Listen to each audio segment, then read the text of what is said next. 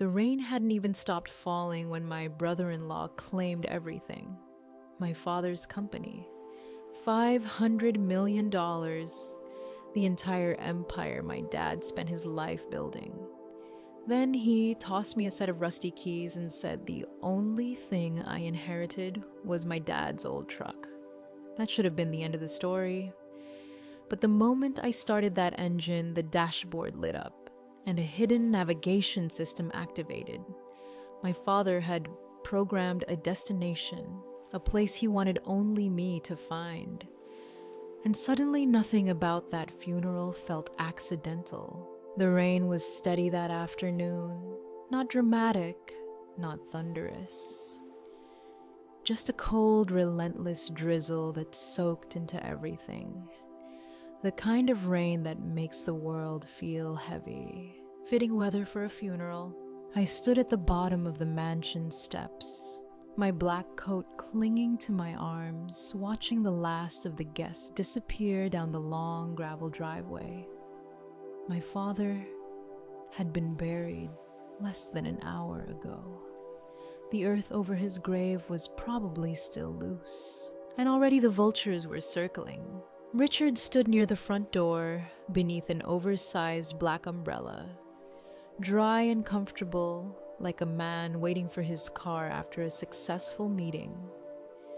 If someone had walked by without context, they might have thought he'd just closed the biggest deal of his life. In a way, he thought he had. He looked at me with that familiar smirk, the one that always sat somewhere between arrogance and amusement. Then he reached into his pocket and pulled out a set of keys. He didn't hand them to me. He tossed them. They hit my chest and fell into my hands with a dull metallic clink.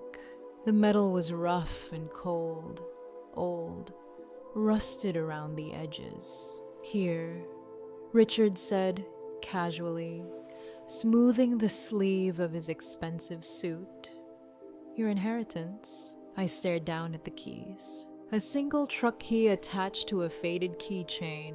"My father's truck?" I asked quietly. Richard shrugged, almost bored.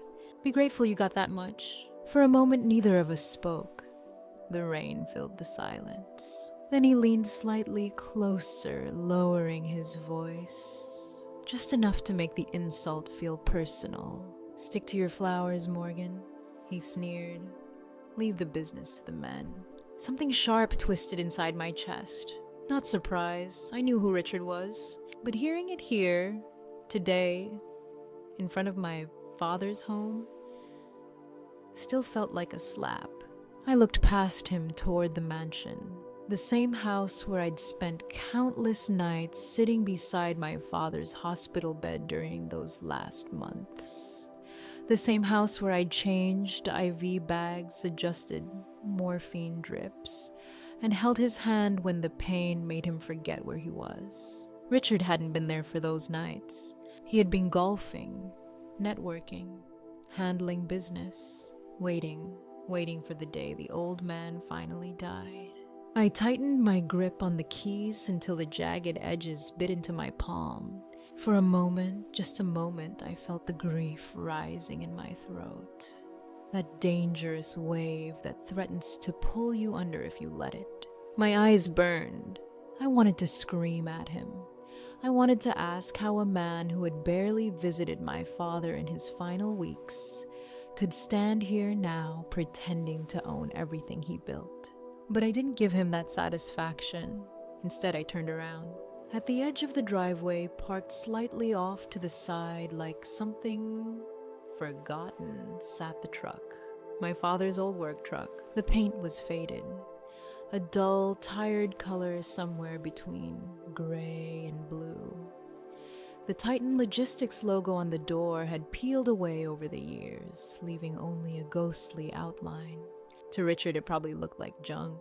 To me, it looked like a memory. I walked through the rain toward it, each step crunching against the wet gravel. Behind me, I could feel Richard watching, waiting to see if I would cry, waiting to see if I would break. I opened the truck door and climbed inside. The moment it shut behind me, the outside world disappeared. And then the smell hit me.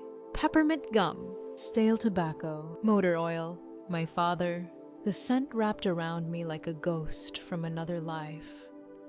For a second, just 1 second, I couldn't breathe. My throat tightened, and the steering wheel blurred in front of me. I rested my hands on it, feeling the worn leather beneath my fingers. This truck had carried him through decades of work. Long nights, early mornings. The years when Titan Logistics was just 2 trucks and a dream. My chest ached. I almost leaned forward, almost pressed my forehead against the wheel and let the grief finally take me. Almost, but then I glanced up. In the rearview mirror, I could still see the mansion. And there, standing on the porch beneath his umbrella, was Richard, watching, smiling. The sight of that smile burned the tears right out of my eyes. Grief, I realized, was a luxury I couldn't afford. But anger was fuel. And suddenly, I had a full tank. The engine coughed when I turned the key. For a moment, it sounded like it might give up entirely, an old machine, protesting one more day of work. Then it caught with a rough, stubborn roar that rattled through the dashboard and vibrated up the steering wheel. I shifted the heavy gear stick and eased the truck down the long gravel driveway. The iron gates of the estate slowly opened in front of me. I didn't look back at the house. Not yet. Rain streaked across the windshield while the wipers dragged back and forth with a tired squeak. The road curved downhill toward the coast, lined with dark cypress trees bending in the wind. My father was gone. The words felt unreal, like something my brain hadn't fully processed yet. For the last 3 years, my life had revolved around keeping him alive one more day at a time. Hospitals, medication schedules, late-night emergency calls when the pain spiked. Cancer doesn't just take a person all at once. It eats them slowly, piece by piece. And through all of that, I had been there. I was the one changing the IV bags when the nurses were late. The one adjusting the morphine drip when his hands started shaking. The one sitting beside his bed at 2 a.m. when the pain got so bad he forgot where he was and started asking for his own father. I had held his hand through the worst nights. I had watched the strongest man I knew slowly shrink into someone fragile. Where was Richard during all of that? Not at the hospital, not in the house, not anywhere near the hard parts. Richard was always somewhere more convenient, on the golf course with investors, at expensive networking dinners, flying to conferences where he gave speeches about leadership and vision. He liked to tell people he was running the company while the old man rested. But the truth was simpler. He was waiting for my father to die. The truck rolled through the estate gates and onto the coastal road. The ocean appeared off to my left, dark and restless beneath the storm clouds. I tightened my grip on the wheel. Richard thought the morphine had made my father blind to everything happening around him. But Dad had never been blind. Even in the worst weeks when his body was failing, his mind stayed sharp, quiet, observant. He noticed things. The delayed financial reports, the managers who suddenly stopped visiting, the projects that stalled without explanation. Richard wasn't just neglecting the company, he was letting it rot. And now he stood in my father's house, acting like he'd earned the throne. I let out a slow breath and glanced at the empty passenger seat. Another face drifted into my mind. Samantha, my sister. She had stood right beside Richard during the whole scene on the porch, silent, perfectly still, like a statue placed there for decoration. She didn't defend me. She didn't even look at me. A few years ago, that silence would have shattered me. Samantha and I used to be inseparable growing up. We shared everything: secrets, dreams, late-night conversations that lasted until sunrise. If someone had hurt me back then, she would have been the first one standing beside me. But today, nothing. At first, I wanted to believe she had simply changed, that maybe success and money had turned her into someone cold. But as the truck rolled farther down the road, another realization settled in. Something colder. Samantha wasn't cruel. She was trapped. Over the years, Richard had slowly rewritten the rules of her world. Every insult became stress from running a company. Every outburst became passion. Every cruel comment was reframed as tough love. He had taken his narcissism and dressed it up like brilliance until she couldn't see the difference anymore. That's how control works. Not with chains, with confusion. Eventually, the victim stops trusting their own judgment. Defending someone else starts to feel like betrayal. And so Samantha stayed silent. Not because she agreed with him, but because somewhere along the way, she had been convinced she didn't have the right to speak at all. The truck hummed steadily beneath me as the road curved along the cliffs. Behind me, the estate disappeared into the gray distance. I realized something then. I wasn't just leaving a house. I was leaving my sister behind in a cage she didn't even realize she was in. The road stretched ahead of me in a long gray ribbon, the rain turning the asphalt slick and reflective under the dim afternoon light. The truck rattled as it picked up speed, every bolt and panel humming with age. I was halfway to the highway when the dashboard flickered. At first, I thought it was just another electrical glitch. The truck was old. Older than some of the employees Richard had probably just laid off without a second thought. But then the radio crackled. A burst of sharp static cut through the quiet cab loud enough to make me flinch. The digital clock blinked once, then again. 12:00. The numbers pulsed on and off like they were trying to wake up from a long sleep. I frowned and reached toward the console, thinking maybe a loose wire had finally decided to give up. But before my hand even touched it, the center screen lit up. Not the old factory display I remembered from years ago. This was different. A modern GPS interface glowed against the dim interior of the truck, its crisp green lines completely out of place in a vehicle this old. Someone had retrofitted it into the dashboard, wedging the screen clumsily into the plastic panel. My father. Of course it was him. The system beeped once, a single sharp tone. Then the map appeared. No address, no street names, just a dark coastline stretching across the screen and a blinking destination marker farther north. 2 words appeared beneath it. Point Z. I stared at the screen, my fingers tightening around the steering wheel. Point Z, I murmured. The name stirred something faint in the back of my mind. Not a clear memory, more like a half-forgotten echo. And then I heard my father's voice, not from the speakers, from memory, clear as if he were sitting in the passenger seat beside me. Drive carefully, Mo. You know the way. A chill ran through me that had nothing to do with the air conditioning. The turnoff to my apartment appeared ahead, the familiar exit I'd taken 1,000 times before. The safe choice. The logical one? Go home. Take a shower. Try to process the last 12 hours of my life. For a few seconds, my foot hovered uncertainly over the brake. But the GPS screen pulsed again. Point Z. The route line redrew itself across the map, hugging the coastline farther north. I exhaled slowly. You planned this, I whispered under my breath. My father had known something. Known enough to hide a navigation system in his own truck and leave instructions only I would understand. The game hadn't ended at the funeral. If anything, it had just started. I tightened my grip on the wheel and missed the exit on purpose. The road curved sharply toward the coast, climbing along the cliffs, where the ocean churned far below.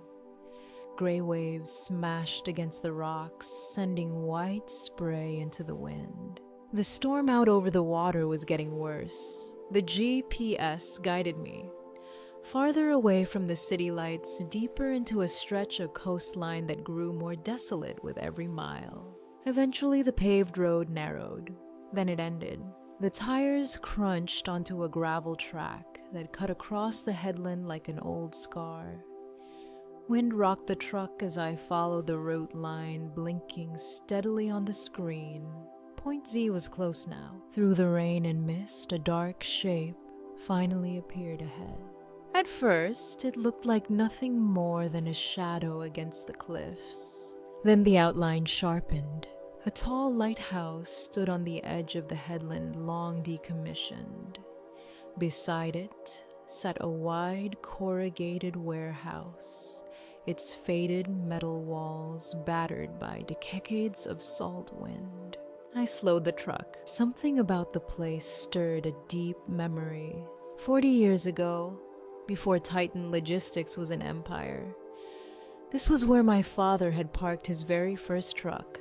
The GPS chimed softly. Destination reached. The truck rolled to a slow stop in the tall grass just outside the warehouse. For a moment, I didn't move.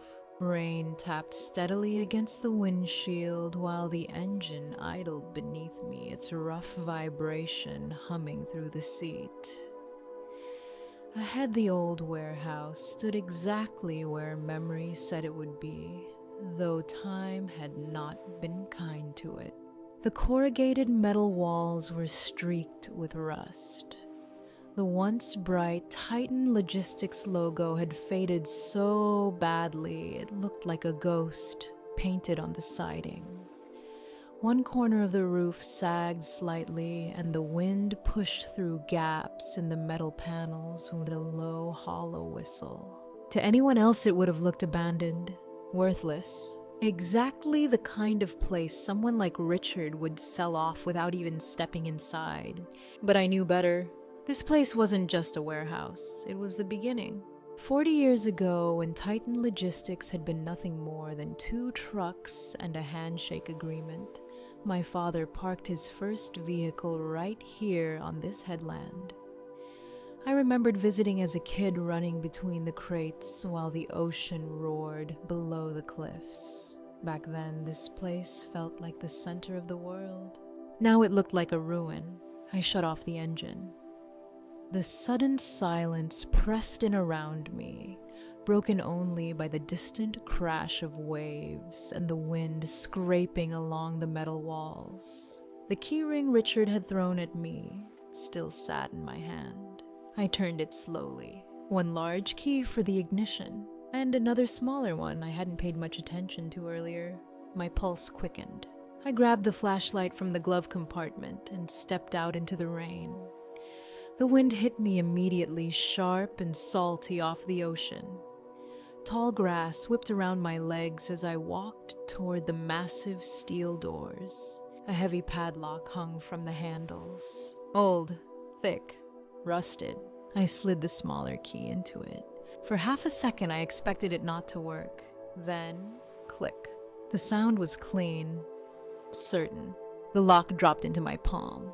I pulled the doors apart with both hands. They groaned loudly as they opened, the metal grinding in protest after years of disuse. I braced myself for the smell of dust and rot, but that's not what greeted me. Instead, I smelled Earl Grey tea, warm, familiar. The flashlight beam swept across the vast empty warehouse and stopped. Right in the center of the floor sat a folding table under a single industrial work lamp. Its yellow light cut through the darkness, casting long shadows across the concrete. Seated at the table was my mother, Susan. At the funeral earlier that day, she had looked fragile, barely able to stand without someone holding her arm. Her hands had trembled. Her voice had cracked when she thanked the guests for coming. Now she sat perfectly upright in a metal chair reading a file. Her posture was straight, her hands steady. When the beam of my flashlight landed on her, she looked up calmly. Her eyes were completely dry. "Close the door, Morgan," she said. The tone of her voice stopped me cold. It wasn't the voice of a grieving widow. It was the voice of the woman who had once balanced the company's books when Titan Logistics was still fighting to survive. I slowly pushed the warehouse doors shut behind me. "What are you doing here?" I asked. She set the file down on the table and gestured toward the floor beside her. That's when I noticed the safe. A heavy fireproof safe sat next to the chair, its thick steel door facing outward. "Richard thinks you're driving that truck straight into the ocean," my mother said, calmly. "And he thinks I'm back at the house too sedated with grief to question anything he puts in front of me." She folded her hands together. "He believes exactly what we want him to believe." My mind struggled to catch up. "Mom," I stepped closer, staring at the safe. "Why?" The question burst out before I could stop it. Why did Dad let this happen? Why did he let Richard take the company, the money, everything? My voice cracked slightly. Why did he leave me nothing but that truck? My mother studied my face for a long moment after I asked the question. Not with pity, not with sadness, with the careful patience of someone deciding exactly how much truth another person is ready to hear. Then she stepped closer and placed her hand gently against my cheek. "He didn't leave you nothing, Morgan," she said quietly. "He left you the weapon." For a second, the words didn't make sense. "The truck?" I asked. She nodded once. "Yes." Her hand dropped, and she turned toward the safe sitting beside the table.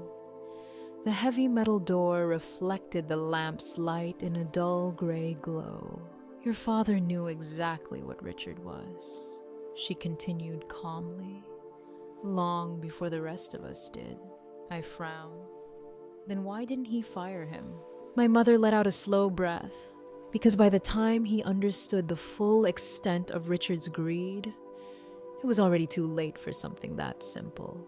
She crouched beside the safe and began turning the thick dial. The quiet clicks echoed through the empty warehouse. "Richard made himself essential," she explained. "He positioned himself in every major operation inside the company. Contracts, financing, board relations, everything flowed through him." Click. "If your father had forced him out while he was alive, Richard would have burned the company to the ground on his way out." Click. "He would have sabotaged contracts, triggered debt clauses, destroyed the company's reputation with partners." Click. And Samantha, my mother, added softly, "He would have taken her down with him." The final number fell into place. The safe opened with a heavy metallic clunk. I stared at her. "So Dad just let him take over?" My mother shook her head. "No," she said quietly. "He let Richard believe he had." She pulled the thick safe door open and stepped aside. Inside were 2 items, nothing flashy. No stacks of cash, no gold bars. Just a worn leather notebook and a small black hard drive sealed inside a plastic evidence bag. I stepped closer. "That's it?" I asked. My mother picked up the notebook and handed it to me. The leather cover was scuffed from use. When I opened it, I immediately recognized the handwriting. My father's. Page after page filled with tight, precise notes, dates, transactions, account numbers. I flipped through the pages faster as the reality slowly sank in. "These are financial records," I whispered. "Not records," my mother corrected. "Evidence." She lifted the hard drive next. "For 5 years, she said your father tracked every move Richard made. Every unexplained withdrawal, every suspicious transfer, every shell company that suddenly appeared in offshore tax havens." I felt my stomach tighten as I kept reading. "Richard wasn't just mismanaging the company," my mother continued. "He was draining it." My eyes stopped on a list of transfers labeled Monaco. Another labeled Macau, casino markers, high-stakes poker accounts, millions, over and over again. He had a gambling addiction, she said plainly. A very expensive one. My father had documented everything. Every time Richard lost money overseas, every time he quietly filled the hole using company funds, employee pension accounts, short-term operating loans, asset-backed credit lines.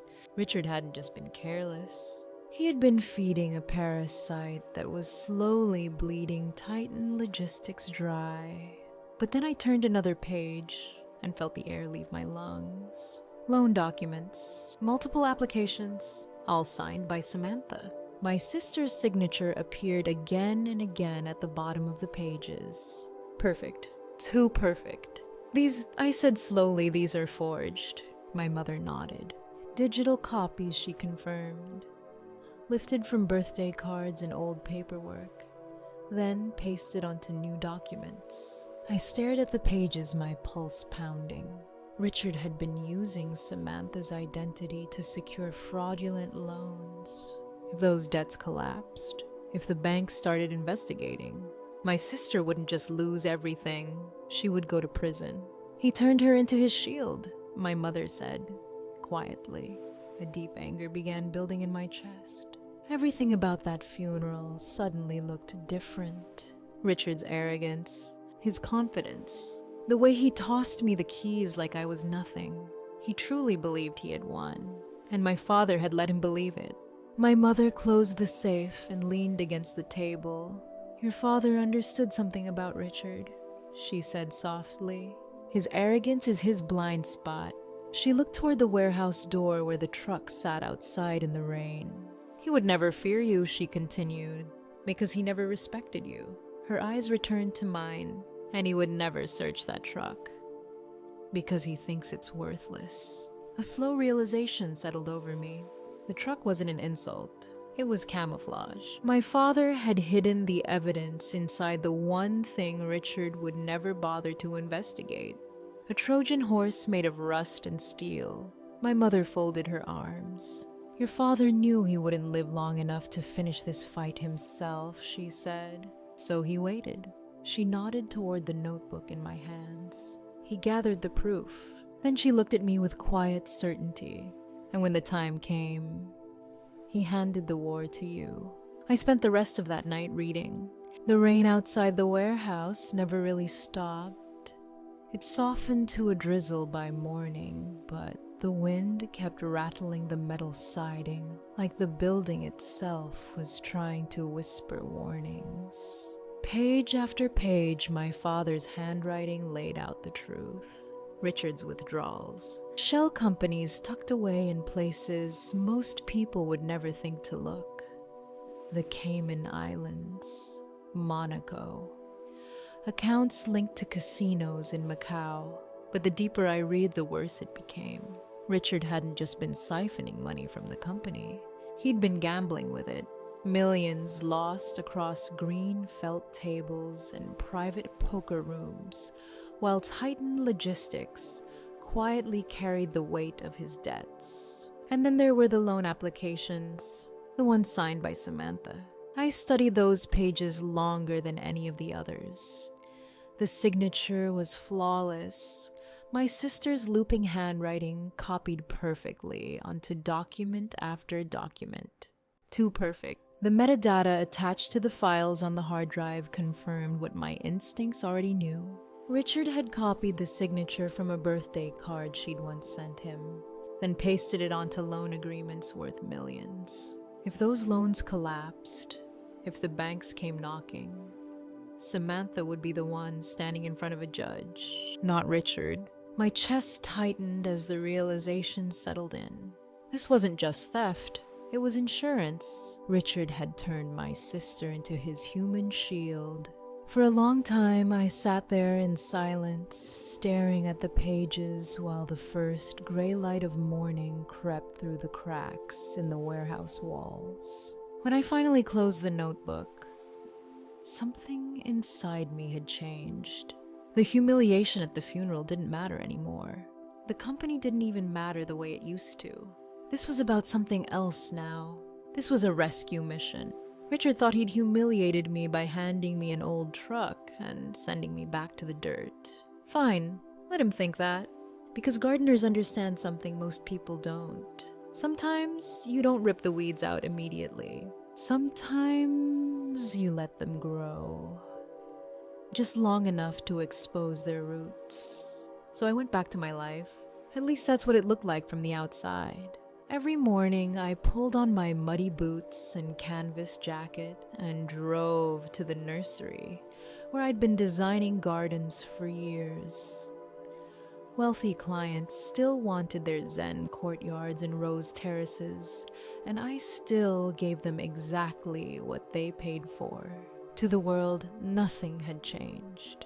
Richard probably laughed every time someone mentioned my name, the failed daughter, the one who'd chosen flowers over business.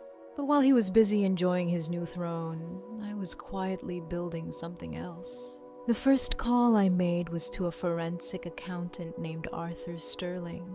My father had mentioned him once in the notebook. A man known for finding financial ghosts inside companies that thought their secrets were buried. Arthur didn't ask many questions when I showed him the first few files from the hard drive. He just adjusted his glasses and said, "If even half of this is real, your brother-in-law is in serious trouble." Then we got to work. Next came the board, or more accurately, the people who used to be the board.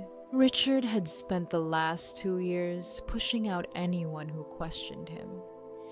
Experienced executives, longtime advisors, people who had built Titan Logistics alongside my father. They didn't disappear. They were just waiting. And I knew where to find them, not in glass towers or luxury restaurants where Richard liked to make deals. I met them in quiet places, highway diners with chipped coffee mugs, public parks where nobody paid attention, the back corner of my nursery surrounded by rows of lavender and bonsai trees. Every time I arrived at those meetings, I pulled up in the same vehicle, my father's truck. The rusted old van Richard had thrown at me like garbage. Something interesting happened every time they saw it. Their expressions changed. They didn't see a failed gardener. They saw Robert's daughter, driving Robert's truck. Continuity, respect, memory. I never showed them everything. Just enough. A single page from the notebook. A transaction record linking company funds to a casino account.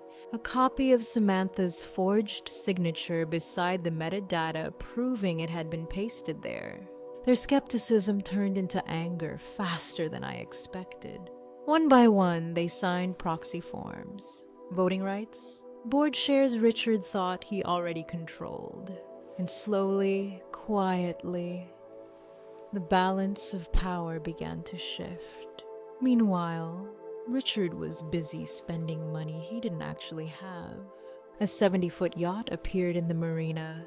Luxury renovations started at the corporate headquarters. Managers who questioned the financial reports were fired and replaced with loyalists. From his perspective, everything was going perfectly. He had no idea the ground beneath his empire was already starting to crack. By the time he noticed, it would be too late.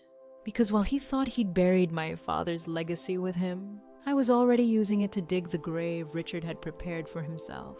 The quarterly board meeting took place on the top floor of Titan Logistics Tower. Floor-to-ceiling glass surrounded the conference room, giving a perfect view of the harbor below. On a clear day, it probably felt impressive.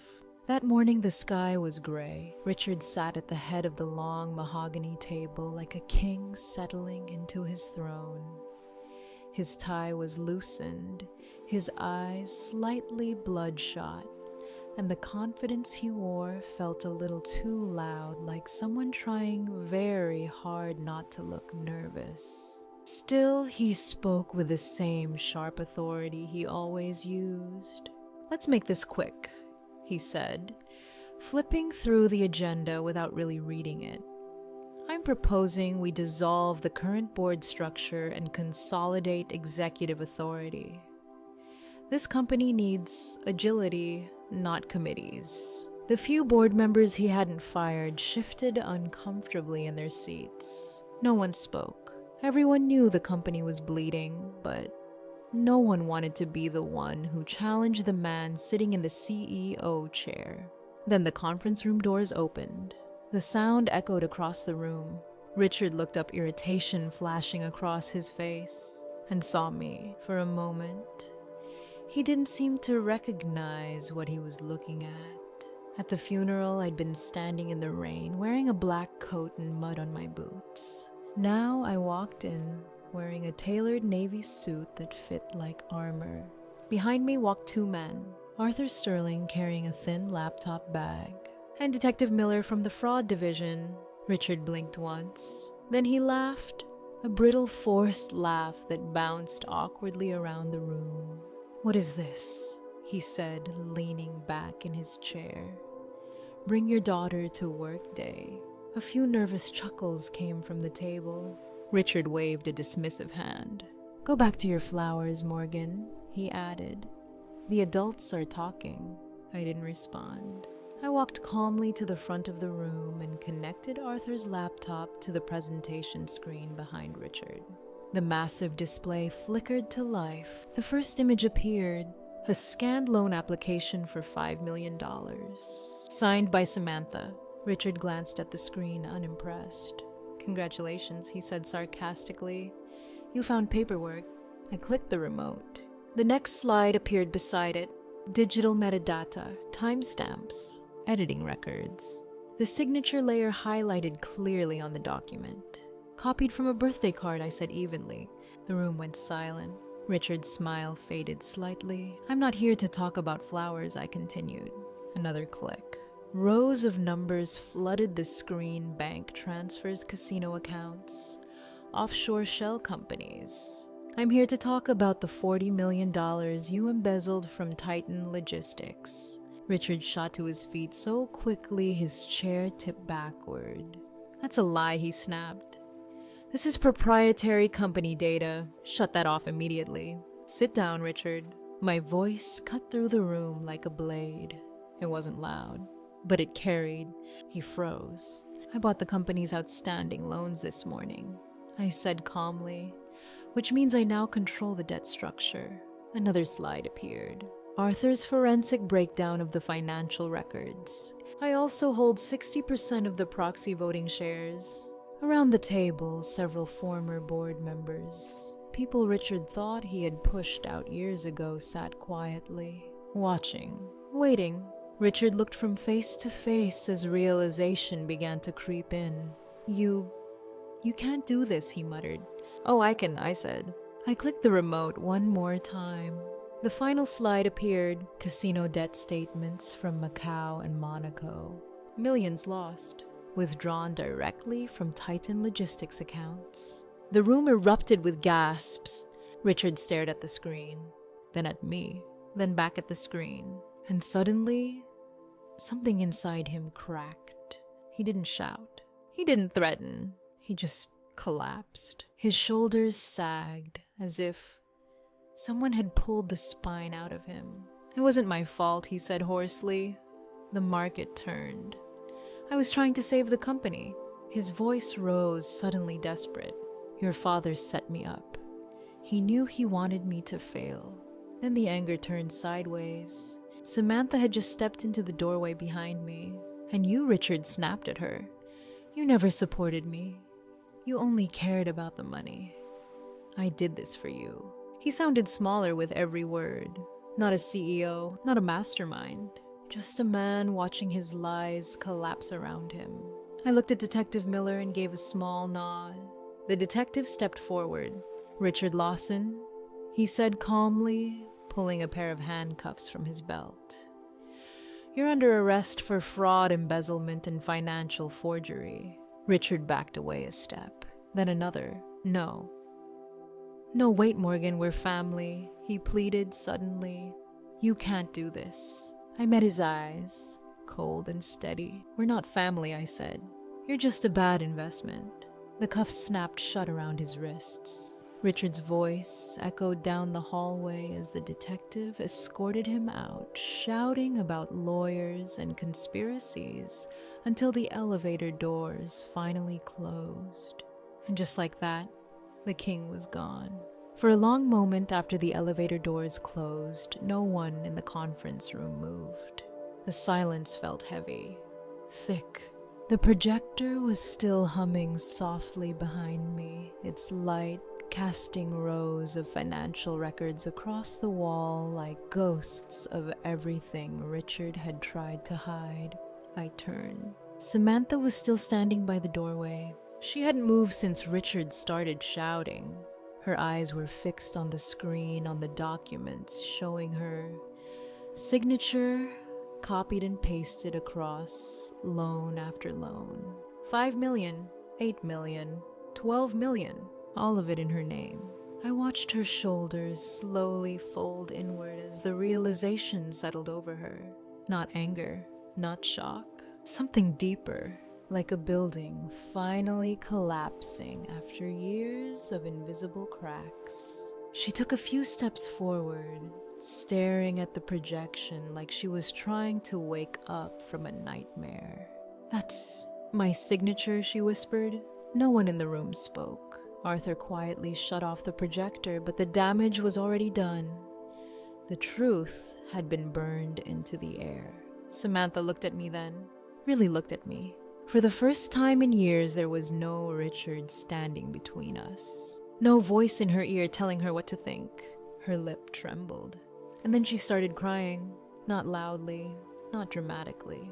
Just quiet, devastating sobs that seemed to come from somewhere deep inside her chest. The sound of someone grieving more than just a bad marriage. She was grieving the lost years, the manipulation, the slow erosion of her own confidence. "I'm sorry," she said, stepping toward me. Her voice was barely audible.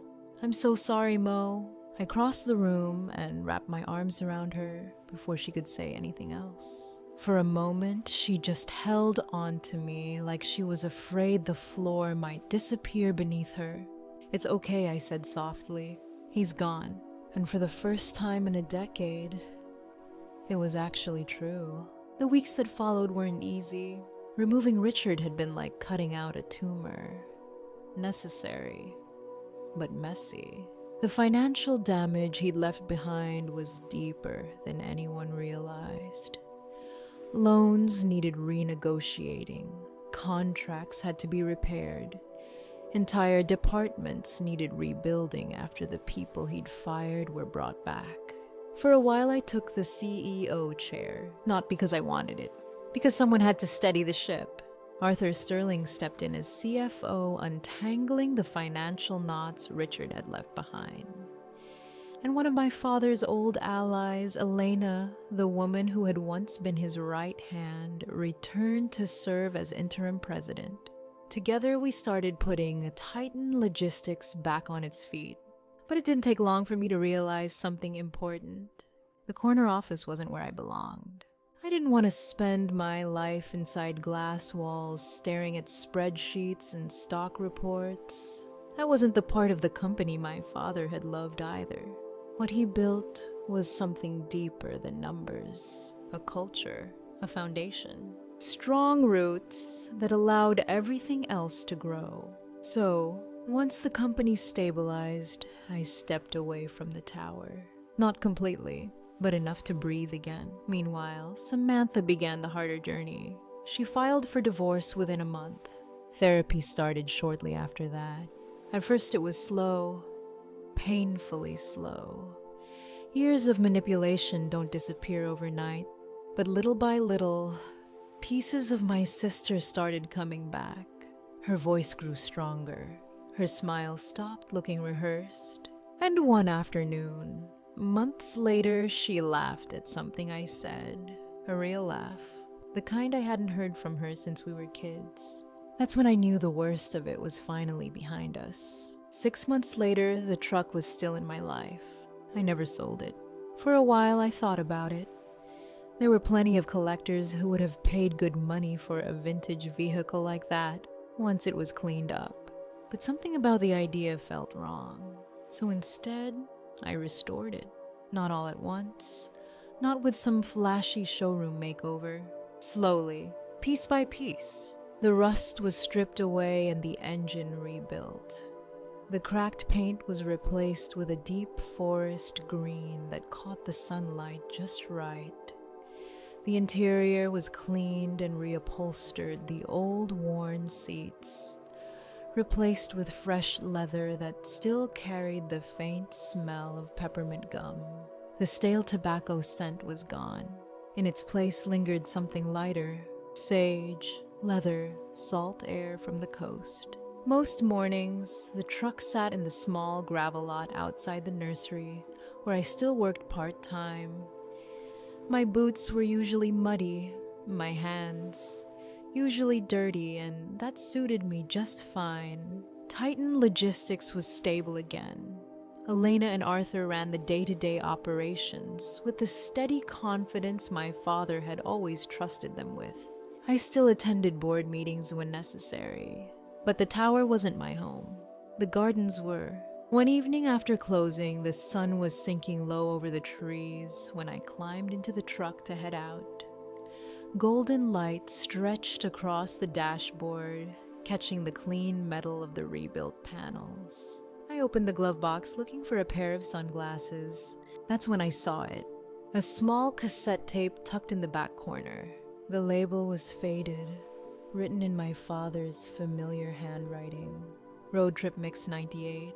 I turned it over slowly in my hands. Curious, the truck still had the old cassette deck installed after the restoration. Mostly for nostalgia. So I slid the tape inside. For a second, there was nothing but soft static. Then music began to fade in an old song I remembered hearing during long drives when I was a kid. But before the first verse even started, another sound filled the cab.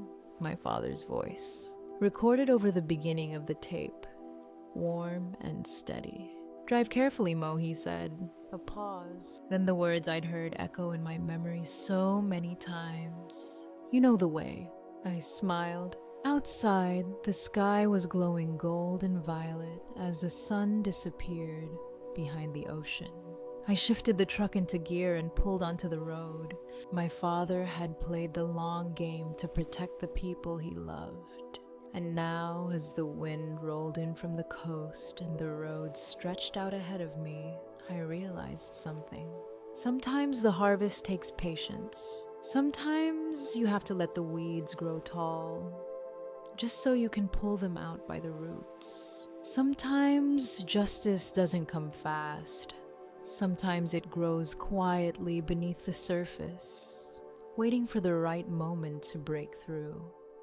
My father understood that truth has a way of surfacing, especially when you're patient enough to play the long game.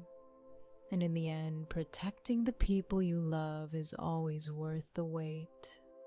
If this story stayed with you, take a moment to share your thoughts, and if you enjoy stories like this, feel free to subscribe or pass it along to someone who might too.